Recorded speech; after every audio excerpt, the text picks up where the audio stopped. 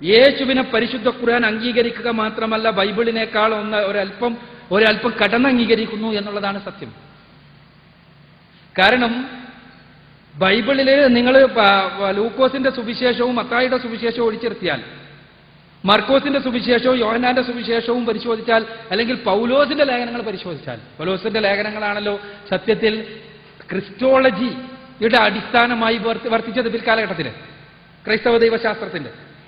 അതടക്കം പരിശോധിച്ചാൽ യേശുവിന്റെ മാതാവിന്റെ കന്യകാത്വത്തെയും കന്യകാജന്മത്തെയും കുറിച്ചുള്ള ഇമ്പോർട്ടൻസ് അവിടെ നമുക്ക് കാണാൻ കഴിയില്ല, പ്രാധാന്യം കാണാൻ സാധ്യമല്ല. ഈ രണ്ട് സുവിശേഷങ്ങളിലാണ് ചില പരാമർശങ്ങളെങ്കിലും ഉള്ളത്.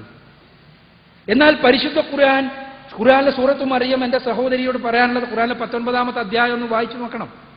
ഖുർആൻ തുടക്കം മുതൽ സക്കരിയാവിന്റെ സംരക്ഷണത്തിൽ ജീവിച്ച മറിയയുടെ വിശുദ്ധിയെക്കുറിച്ച് പറഞ്ഞുകൊണ്ടാണ് ആരംഭിക്കുന്നത്.